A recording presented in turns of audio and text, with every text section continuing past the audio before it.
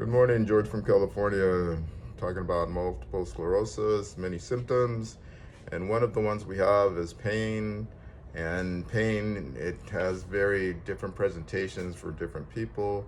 And in my case, I can only share my experience, what I have. Sometimes I have sharp, burning, stabbing, sticking, cramping, pain, and it can be like in my back or my feet or uh, for a long time. I remember my eyes feel like two fingers were stuck in my eyes. For months, I lived like that for a long time. Probably some kind of optic neuritis. Never was diagnosed for a long time. But anyhow, that's my stuff. Everybody knows their own stuff. So today we're going to talk a little bit about pain. Of course, talk to your doctor, confirm everything with your doctor. Your doctor will give you pain pills, they'll give you antispasmodics, anti-anxiety, anti-this. They may even recommend some complementary alternative medications. That's all on you. That's between you and your doctor. I'm just sharing my experience. This is just an opinion. So, my pain, sometimes it's really bad. And I don't really go for that or spasmodic stuff. I don't like those secondary effects, the side effects. I like baclofen, and it makes me weak and all that. I just don't like, I never liked baclofen. I don't do baclofen. And anti-anxiety agents, I don't need to be tired or sleepy. I'm already like that sometimes. And then the opiates, be careful with all these opiates, oxycodone and all that stuff. Really addicting. At first it's a need, and then you go to your doctor, and then they say, okay, so they give you the pain pills, and after you start taking them for a while because you need them, they say you're addicted. So heck, man, it's really dangerous and it's really addictive, because if you don't have your pain pills, not only are you having pain, you're having withdrawals. You need them. You maybe getting like nausea, vomiting, you feel sick to your stomach. Like an addict, man, that's the component of addiction right there. It's a little bit more than that. I'm sure it's a lot more than that, but that's the component of addiction. So that's goes from, a desired treatment for medications to a necessity. And it wasn't that it wasn't a need, because you have pain. Anyway, so here we go. This is what works for me. I try to do Tylenol. I always think minimum treatment, maximum effects. So Tylenol works for me. And when that's not working, and that is a lot, sometimes I'll do an ice pack. My pain is basically in the bottom of my foot, right around the plantar surface. So my ice pack goes right there. Right there, man. I didn't know this for a long time. But the ice really makes a difference. And then this is just a past aside. I used to do venom therapy, and venom therapy, it's based on acupuncture in a sense, because a long time ago, Asians or Chinese brothers, they practiced venom therapy. Of course, they needed to find something to help them. So, but it was a chemical, right? And that chemical stimulates different effects.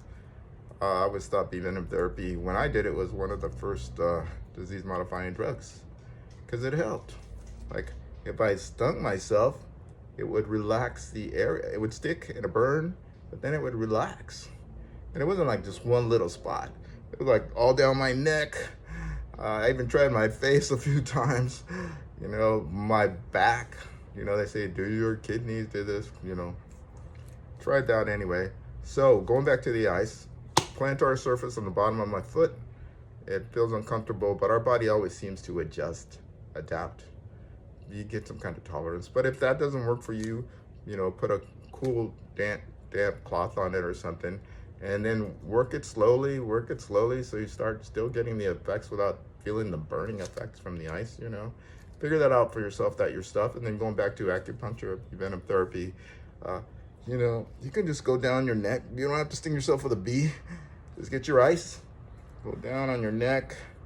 There's pressure points you can study. Everything's on the internet. You guys are so lucky, the internet. Do your pressure points wherever they're at. Do the ice. This is a very safe, efficient method of dealing with pain. Don't need a prescription. Okay, so then we're going on. So nowadays, They say I actually saw a doctor where her practices, she has like 1,000 patients, and she says one of the things that really makes a difference for some people, and that really helps them, is marijuana, right? So here we go. We're in California. This is legal. This is some bud. Let's see if I can open this. I got it closed tight because this stuff is so strong. I'll probably get high just looking at it.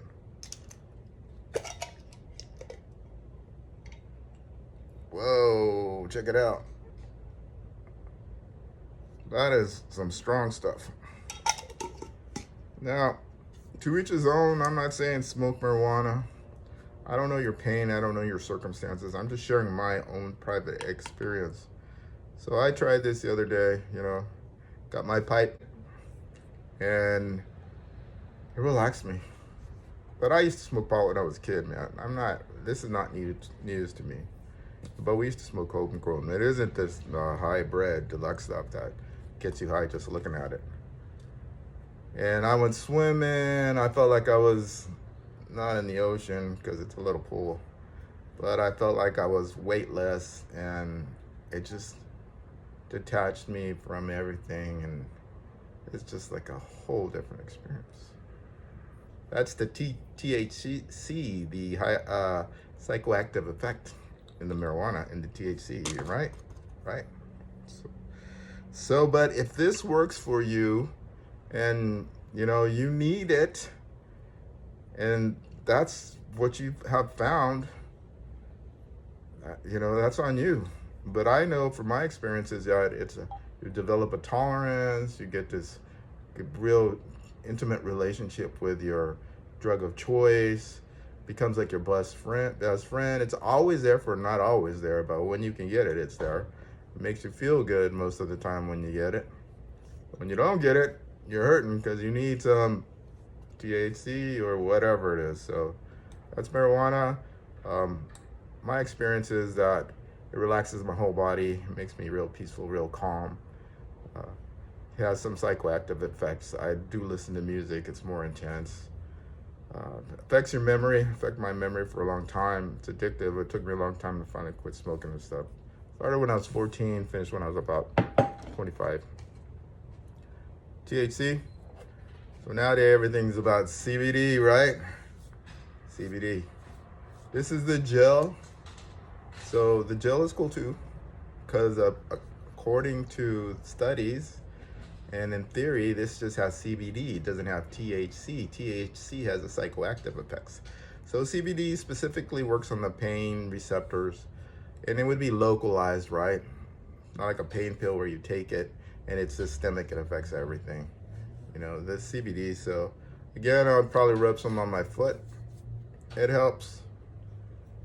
And if you shop around, you can find CBD gel that doesn't have THC, so you don't have psychoactive effects. So then we're going to the gummies. So the gummies are cool, right? Except for the effects are a little bit slower and active because it doesn't go straight like marijuana to the lungs and to the brains. It doesn't do that. And then they have these gummies. Some of them are just, I thought they were just CBD, but these have CBD and THC.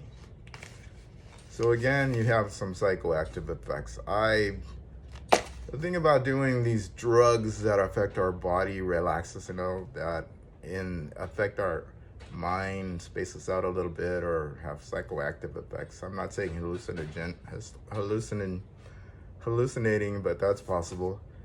Is that we have problems walking. We have problems with balance. So if you're loaded, and you are loaded, that's why they say drive high, DUI, you could fall. And you don't want to face plant. I had a face plant once. That was no fun. Right, so that's your CBD gel and CBD gummies, THC pot, smoking pot. I would do that as a last resort. Don't buy into all this gibberish. It's all people are taking people with MS, people with any disease who are suffering. They're great victims, man. Scammers, they'll take you to the bank every time. Even Big Pharma will take you to the bank. That's why we have to be smart, right? Multiple sclerosis, MS. Warriors, survivors, we're smart. We're not victims. We're figuring out our life and we're going on. Just because we have this condition doesn't mean our life ends. It means we figure out a way to keep going on. But go a different trail. George from California, take care, namaste. Ciao.